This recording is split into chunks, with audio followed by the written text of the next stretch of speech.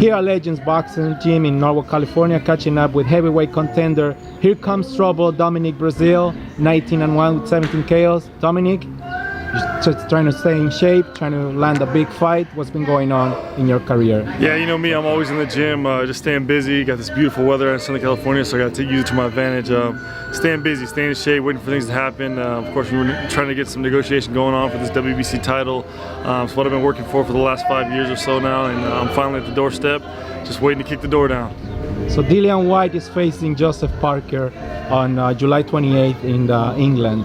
You're the number 2 contender, Dillian Whyte is number 1, so that leaves you with the knocking at the door for the WBC title. Yeah. Can you give us the latest? Yeah, just to clear up some air, I know that everybody keeps saying Dillian Whyte is the WBC silver title holder, is number 1 guy. I'm the WBC number 2 on the rankings, but I'm with the WBC mandatory medal holder, so I am the guy who's next in line for the WBC title. I think the Dillian Whyte fight with Joseph Parker is going to be a phenomenal one. It's definitely one I'm going to be tuning into. You know, I think Joseph Parker's got a lot of boxing skills, and Dillian Whyte's coming to kind of just knock him out. So we'll see what happens. I think you said July 28th. The Joshua Parker and Deontay Wilder fight, it was called off due to the fact that Anthony Joshua is fighting his number 1 mandatory, Alexander Povetkin. So that leaves you with a chance of facing Deontay Wilder in the future. Yeah, definitely. Joshua got mandated to fight his mandatory, which is in the WBA sanction, is Alexander Povetkin. I'm looking for the same with the WBC. I want them to mandate this WBC mandatory fight with Deontay Wilder, and force the issue, press the issue, make sure that it gets done. Don't give him another shot to, you know, take a guy on the side, somebody that's not worthy enough to fight for the title. It's time for the heavyweight champ, WBC champ, to fight somebody worth the shot. I mean, it's a mega fight. It's the last 2 U.S. Olympians. It's 2 big 6'7" guys. You know, it's what the boxing fans want to see. So you fought on a couple of his undercards for the last 2 fights when you fought Eric Molina and Izo Ugano. I don't want to bring up the subject, but there have been some controversies regarding the post-fight comments and the stuff that happened back in Alabama. How bad do you want this fight if it were to happen now? I want it bad. You know, it's upsetting because me and Izu put on a phenomenal performance at best. You know, February of 2017, and you know, to enough point where we got round of the year, and you know, Ring Magazine, and none of that stuff got brought up because so much crazy nonsense happened outside of the ring with you know, Deontay Wilder and his crazy bunch. It's real personal for me at this point. At first, it was just like, oh, it hurt me boxing-wise, but then, you know, to hear my sons bring it up and my wife bring it up and myself, like, finally getting a shot at Deontay, always ducking, you always trying to fight Joshua. It's, you know, it's real personal. It's to a point where, like, every single day I'm waking up and it's giving me my drive. I'm up at 5:30 in the morning thinking about beating Wilder. I'm in the gym when it's 110 degrees, shadow boxing, you know, sparring 10 rounds, thinking about beating Wilder. So it's got to a point where it's become personal. It's no longer business. You addressed the issue on Twitter after the incident happened.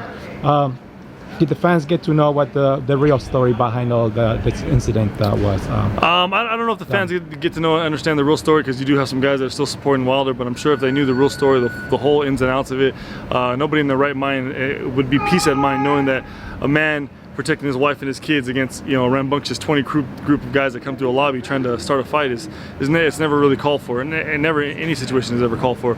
Very uncivilized, definitely not something that you look into as a heavyweight champ. Heavyweight champ shouldn't be belittling himself and coming down to a level like that where you're confronting another man, his wife and kids in front of a, you know, hotel lobby. I don't care how they run things in Alabama, but you just don't do that in the world.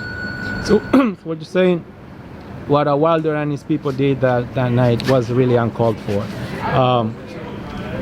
Like you said, two former Olympians going at it would be a heck of a fight. Could we see this fight happening before this year ends? What do you think? Yeah, if it's up to me, you know, like I said, I'm in the gym every single day. I'm waiting for the phone to ring and then say, hey, listen, you're fighting on X, Y, and Z date. I was hoping to be able to announce the fight 2 weeks ago. I was hoping to be able to announce the fight 3 months ago. But at the same time, we're in a situation where Deontay Wilder's got his hands in a lot of people's pockets, and he's making some decisions that should be made when, you know, it comes to the rankings. You know, you got a number 1 guy and a number 2 guy; those guys should fight. You shouldn't beat around the bush and fight this guy or fight that guy. It's a situation where I want the phone to ring tonight, and I can make an announcement on Friday or on Saturday or whatever it may be. I'm literally waiting for the phone to ring and the contracts get signed. You've gained so many fans when you fought Anthony Joshua in England, Dom. So some of these British fans, they actually like your style and they would like to see you in a huge fight. Why do you think they liked you so much when you fought Anthony Joshua? I got to think the UK fans, they respect boxing in itself. They're going to respect guys like myself who I'm not afraid to fight anybody at any given time. You give me the right amount of time to fight whoever it is, I'm gonna take the fight, because if you are the best, you fight the best, and you never step aside and never think this guy's too dangerous or this is not the right time for my career. Might have been in a better situation now that I am in my career to fight Joshua. By all means, of course, I've learned a lot since that fight. Yeah. But at the same time, it was a situation where I thought I could beat Joshua, and it had a great camp going into it. Unfortunately, we didn't get the win, and he did. But I'm also in a situation where I'm knocking at the door to fight a guy like Deontay Wilder, and guess what? When I knock out Deontay Wilder, Joshua, I'm coming for you next. You're very articulate, Dom. First of all, congratulations on that great telecast work that you did back on June 10th in Lancaster. For being such a big guy, you're very likable. It doesn't seem like you be causing fear when you meet your fans and stuff. How is it that you develop this manner that you are? I think the conversation skills and being articulate, and I made it come from doing all the interviews in college football, but at the same time I'm always carrying conversations, any walk of life, whether you're a boxer, you're a manager, you're just the individual, at the grocery store, whatever it may be.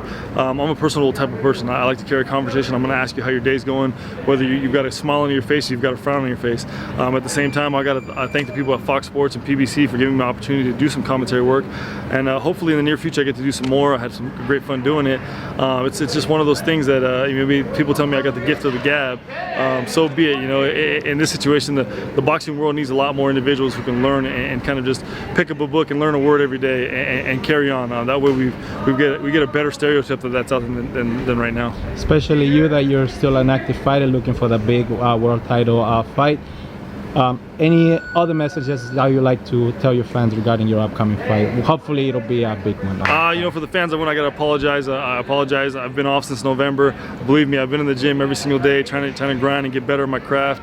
But at the same time, it's in a situation where it's out of my hands. I want to fight. I want the phone to ring and sign a contract. So as soon as I do get the information, my fans will know. You guys can check me out across the board on social media, Dominic Breazeale. But it's coming. The fight's coming soon. There you have it, ladies and gentlemen. Thank you for your time, Dominic Breazeale, heavyweight contender. Hoping for that big fight to happen sometime before this year ends. Thank you. Yes, sir.